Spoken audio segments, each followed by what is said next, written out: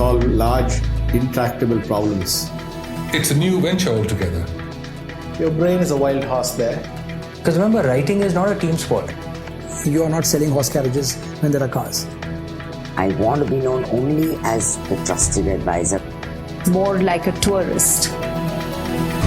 Play to Potential podcast.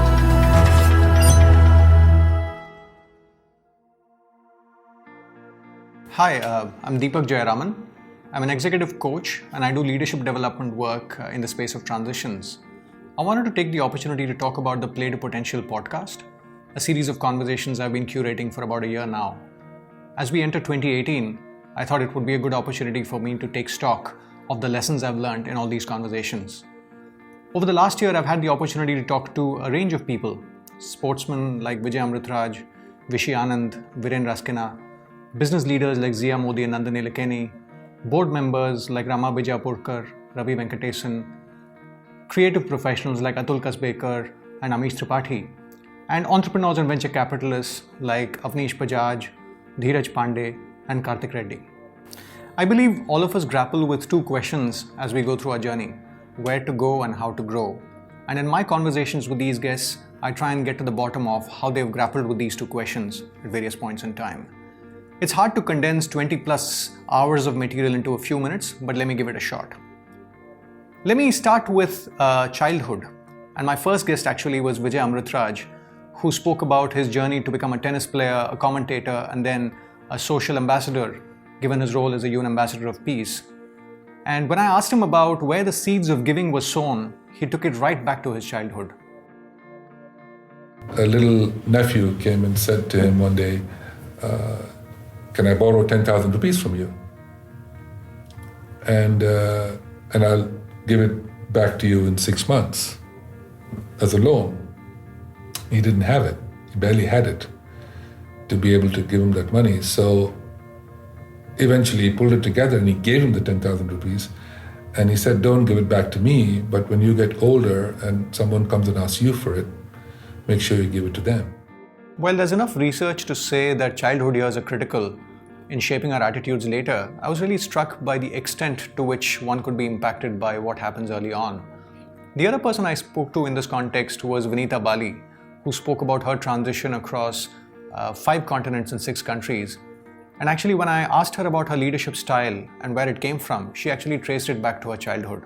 So I think it was a combination of all of that and my exposure to the world of theatre, to the world of classical music and dance, I think refined in many ways, my aesthetics or my thinking about things across a continuum, rather than, fragmenting that, this is school and this is extracurricular. In my life, everything morphed from one to another.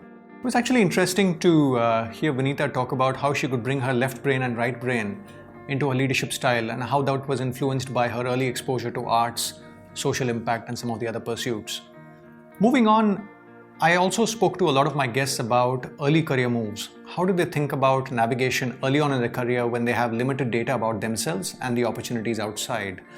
And in a strange way, we live in a world of abundance of options. And it's probably all the more important for us to be clearer about how we navigate, especially in our early years. So I want to now take you to a conversation I had with Avnish Bajaj, who's a self-confessed brand collector. He's an alumnus of IIT Delhi, Harvard Business School, worked in Apple Computers, got an internship at McKinsey, and then he was at the point where he was deciding between Goldman Sachs and McKinsey, which is where I asked him about how he thought about the two options. And what he said was something quite interesting. Once I interned at McKinsey, and by the way, at Matrix, we have a bunch of people from McKinsey, as you know. I think it's a great institution and it brings a lot of training and learning that others don't. But I realized very quickly it wasn't for me. I would have gone to McKinsey if I couldn't get into Goldman. And by the way, there's another side of maybe the personality. It's almost unheard of to get into a Goldman Sachs with no background in finance. So for me, that was a challenge. I would say there is an element of an edge that the Wall Street banks have, which I would say the consulting firms are and I don't know how best to put it, but a notch lower in it. Maybe it's the aggression. It is the Wall Street culture. The fact that my lifestyle would matter, absolutely would be at the bottom of the priorities for any of the people at Goldman. And even if they knew something could be done on Tuesday, they'll give it to me on Friday evening because that's the rite of passage. I actually really, really learned a lot from that. It was really interesting for me to see how even the smallest of insights we have about ourselves can play a big role in how we make navigational choices early in the career. Moving from Goddess Lakshmi to Goddess Saraswati, I also got a chance to talk to Karthik Hosanagar, who's a professor at Wharton. And I spoke to him about how he thought about PhD as a career option and what questions people should ask before they pursue a career in that direction. When I joined my PhD program, I was told that the median time to completion to PhD in my program was about 6.5 years. I was fortunate to finish it in 4, but let's say you take it as 6.5. A tenure path is again 6 to 9 years. So you're talking about committing anywhere from 12 to 15 years to get to the point where you're a tenured professor. But for most of that period, the pressure is on. I guess every profession has a certain must-have trait. And before you take the plunge, it's worth reflecting whether you have the trait. And it needs to be a deeper reflection, not a surface level consideration. For example, it's a bit like saying, I like ice creams, so I'll go and start an ice cream business. It's not as simple as that. It needs to be a little more thoughtful than that. I spoke to another PhD student who did not pursue a career in academia, Pramad Sinha. He joined McKinsey after his PhD, and he went on to become a director, and then has subsequently reinvented himself and has become an entrepreneur and has built institutions of repute like ISB and Ashoka. And he had something very interesting to say about how people should think about entrepreneurship as a career option. Yeah, I like to say this to people, and I learned this in McKinsey when I was there, that I think a lot of people take the entrepreneurial plunge because they're quite taken with the sexiness of their idea. So it's like, it's like saying that I'm going to get married because I'm dating a beautiful woman. It was really interesting to hear Pramath talk about entrepreneurship as a way of life and how people should actually cross that stage gate in their minds first before they get taken by the sexiness of the idea. Talking about entrepreneurship, I also got a chance to talk to Dheeraj Pandey, who's the co-founder and the chairman of Nutanix Inc. It's a cloud computing company based in the Valley. And we spoke about a range of topics, but he said something really interesting about the notion of anti-fragility and authenticity in the context of entrepreneurship. This Mike Robbins' idea of authenticity is highly parallel to Nicholas Taleb's idea of anti-fragility. Because they both talk about a spectrum. On the left of Taleb's spectrum is fragile systems. Right. On the middle of Taleb's spectrum is resilient systems, which is like honesty. Like, wow, resilience is not good enough. So if you apply pressure to the system and if it goes back to the original state, that's not good enough. Just like honesty is not good enough. So, and both of them apply very similar principles of shock or vulnerability to make it better. Fascinating. It's just amazingly fascinating. And this is my epiphany moment that, wow, there are two seemingly disparate things that have the exact same parallels, in terms of the continuum and so on. It was really fascinating to hear Dheeraj connect the dots across two very different fields, the authenticity spectrum and the resilience spectrum. The point around authenticity was actually underscored by another guest of mine, Abhijit Bhaduri, who's written the book Digital Tsunami. He spoke about the fact that given the digital world we live in, it's become all the more important for leaders to be authentic in their interactions with people. In the analog world, the leaders were not very accessible, so they would be accessible to a few people, and they would show up for, let's say, some large public event kind of thing, public event or employee event, whichever way you define it, and they would pretty much come to the balcony, wave to the crowds, and then go back. I mean, this is pretty much the model, symbolically speaking.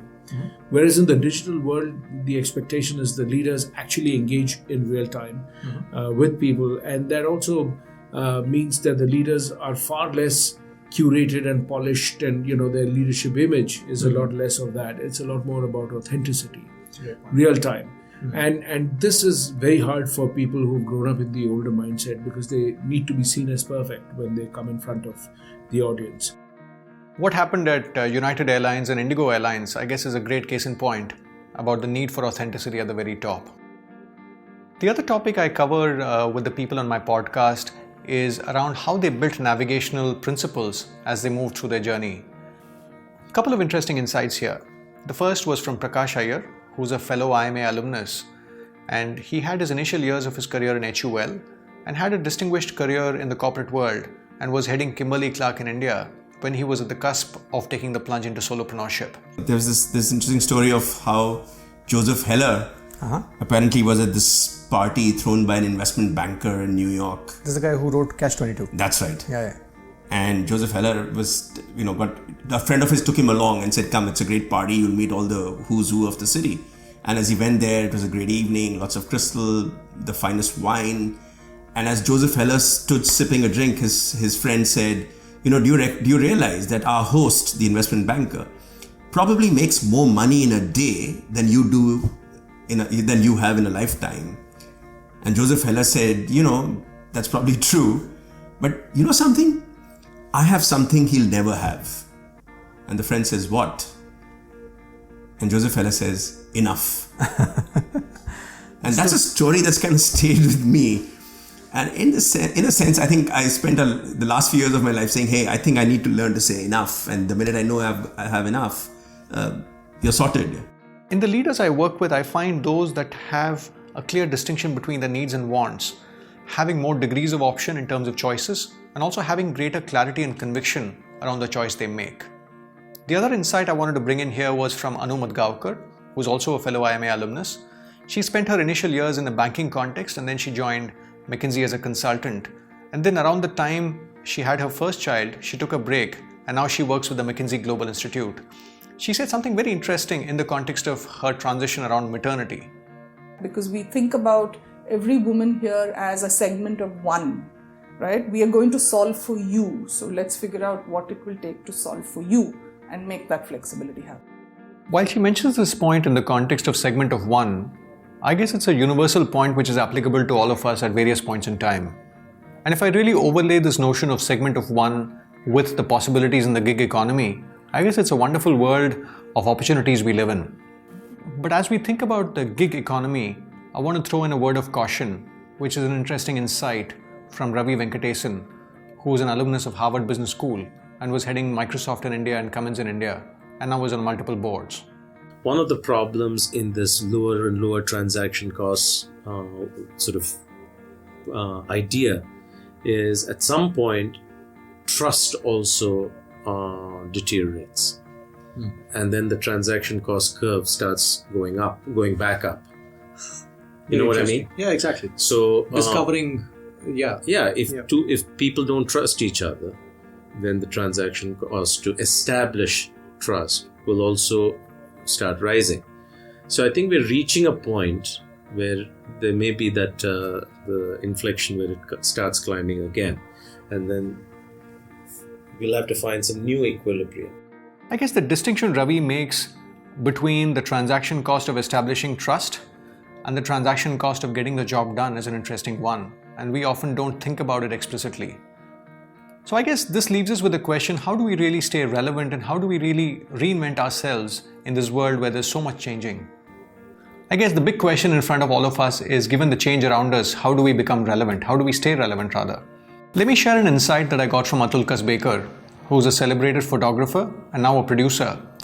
He shared an interesting insight in the context of how the world of photography was getting democratized given the smartphones and some of the post-processing technology that's available in front of people today. You don't want to be the last guy selling horse carriages when the car dealerships have arrived.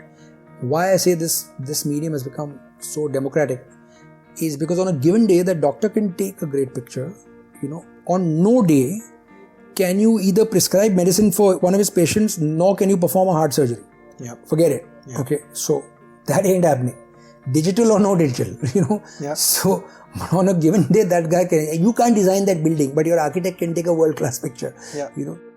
With the machines getting exponentially smarter over time, given AI and ML, I guess all of us are left with a question around how do we really stay relevant and how do we really skill ourselves for the jobs of the future. And maybe a good place to get an insight here is from the world of chess. I had the opportunity to talk to Vishy Anand, who had an interesting insight around the role of humans in a world where the machines have gotten exponentially smarter. I mean, one of the things that's forgotten sometimes is how rich chess seems now, because the machine has shown us how many things we had rejected which turned out to be possible. Very interesting. And how many areas we thought were closed forever have opened up again. I'm no expert in AI or ML, but at some level it was actually quite reassuring to hear Vishy talk about the fact that it opens more doors than it shuts doors. And how do we reinvent ourselves to take advantage of the opportunities that come up? I guess is a key question in front of all of us.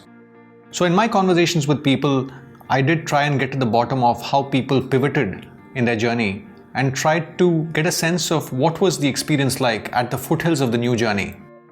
So I want to pick up an insight from Viren Raskina, who used to play hockey for the country. Then he took a break and went to ISB for an MBA. And then he joined the Olympic Gold Quest. He said something very interesting in the context of conviction in your own beliefs. And again, people thought that I was mad. And so, history sort of repeated itself. When I was in 10th standard, they thought I was mad. When I quit from hockey, again, people thought I was mad. And when I'm taking a not-for-profit after I had a huge education loan, again, they thought I was mad. So, now I'm getting sort of used to it.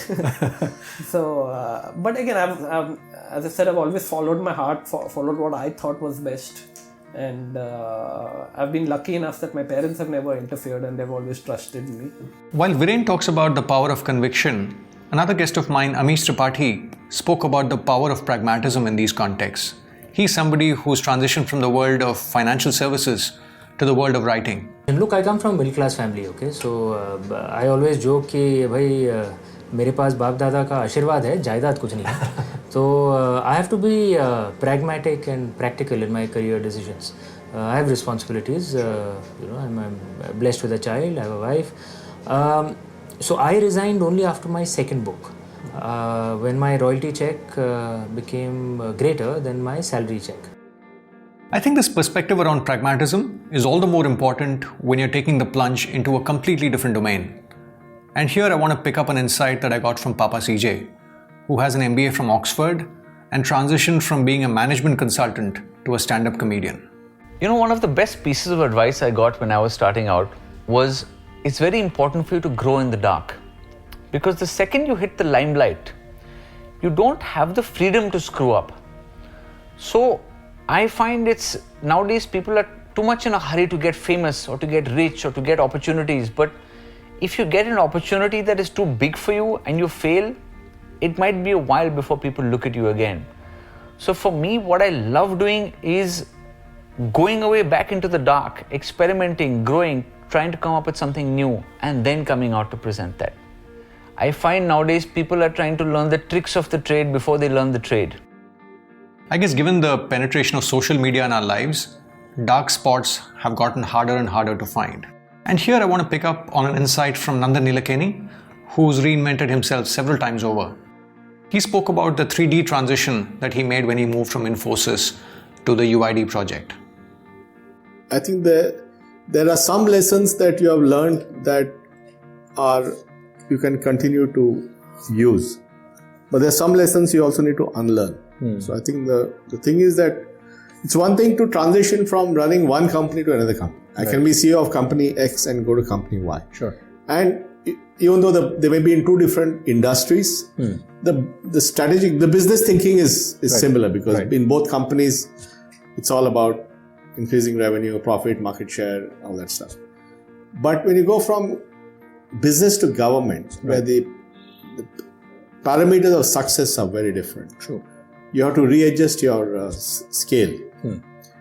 And so what I took from Infosys was the bias for action, the focus on timelines, accountability, being transparent about decision making, and so on. But what I had to develop, though I had that thing in Infosys, was how to do consensus building, how to get a bunch of people who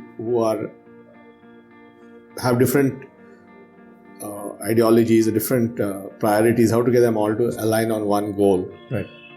So that skill, while I had it at Infosys, that skill had to be developed 10x when I went to government. In my work with leaders in transition, I realized that the first 90, 100 or 180 days cannot be left to chance. Both the incoming leader and the hiring leader and the organizational ecosystem needs to work in tandem to ensure that the leader is set up for success. And here I want to pick up an insight from another guest of mine, Karthik Reddy. He's a venture investor, and he spoke about the challenges when consulting professionals transition to the world of venture investing. So if you take consulting, usually most people apply very well established frameworks. And venture is all about destroying them. Right? So if you come and say, my skill is to apply the framework and build a new one and know where the world is headed, and I'm going to be the innovator of that framework. And it's not like they have to be a genius, they just have to learn from the market. Right. They see 6 new different types of marketplaces working, you become an advocate. So you will see a lot of guys who are like, in the US, they're like, blogs are followed by 100,000 people. And that's because they're thought leaders in this classic consulting mindset, consulting frame. Some of these are journalists, some of them are consultants, but they've gone and applied that core skill to venture in the way they should. It can easily be a trap in the other direction and say, oh, this doesn't work. That's precisely the point. 9 out of 10 great businesses in using tech and disruption and in the short life cycles that this is an exciting business, venture is an exciting business, happen only because you've disrupted an existing framework. When people transition from one context to another, I guess it's important that they bring their skill sets, but often they need to rewire their mindsets. And here I want to pick up on an insight from Jayaraman, an individual who spent several years in 3 different environments: the army, the government, and the private sector. Countries like the US, or for that matter even Europe, you realize that a large part of their spurted growth happened immediately after the Vietnam War or after the Second World War. And of course, there was a lot of nation rebuilding and all happening. In our conversation, Raghu spoke at length about the reservoir of leadership that we have in the armed forces, and also spoke about the fact that it's not just a course that they do and then you throw them in a new environment in the corporate world. It's going to take a lot of effort to help them adjust and succeed in the new environment. One of the other things I do in my conversations is to try and get to the bottom of how people grew to the top of their profession. And one of the themes that all advisory professionals care about is the notion of being a trusted advisor. Whether it's a lawyer, a consultant, or an investment banker, that's the holy grail for a lot of them. Today I don't want to be known as a lawyer. I want to be known only as the trusted advisor of all my clients, not just one, all. Because they should be reaching out to me for that softer yes or no. Should I, shouldn't I? What do you think? And the answer is so important because you know it factors into their decision making. The notion of trusted advisorship is an interesting one. And one of the leaders I was working with had an interesting way of approaching it. He broke it down to intent and capability. But the interesting point he made was that while the education system and the training programs that we go to take care of the capability building, intent is often something that's sort of hardwired in a lot of us. So that's an insight that stayed with me in terms of how we break down the notion of trusted advisorship. The other theme I discuss with my guests is this notion of women and leaders. And here I want to share an insight from Vedika Bhandarkar, who's a fellow IMA alumnus and had a successful stint in the corporate banking world and now is in the not-for-profit world. So I think the first thing which really bothers me many times is very often girls seem to make the call that you can either have a good career or you can have a good family life. And I always feel that it's not an either or situation if you want it that way. It's certainly possible to do both. It does mean a lot of hard work. It does mean a lot of networks that you need to build. It does mean a very great partner, spouse, right? But you can do it. And so the first thing which I really get annoyed with is oftentimes girls saying, oh, but I can do only one. So I say, be greedy, aim for both. So I don't think there are any magic answers here. For example, one of my earlier guests, Zia Modi, had the opposite view that you can't have it all. But I guess the key takeaway for me was that you don't have to make false compromises in these situations. Moving on, another insight worth sharing here was something that I heard from Rama Bijapurkar. I think everybody should fundamentally think about what is the essence of winning for you in your career. And I think not be afraid to say that this is the way I want to win. I guess in a way, this statement from Rama captures the essence of the podcast. I guess each one of us is on an individual journey, and the podcast is about talking to different people and curating those lessons. No silver bullet, no magic answers that can transform our lives, but hopefully perspectives that help us reflect, ask better questions to ourselves, and hopefully make better decisions and lead more powerful lives. Just to wrap up, it's been an incredible year of learning, having these conversations with these accomplished people and busy people. So first of all, a humble thank you to each one of them for making the time and for sharing their journeys so candidly. If you want to get a little more detail on any of these journeys, please visit playtopotential.com. I've tried to curate the conversations by creating subheadings so that you can really get to what you want in an efficient manner. I truly hope that 2018 is a wonderful year for you and you get to play to your potential in 2018 and the years to come. Thank you for listening.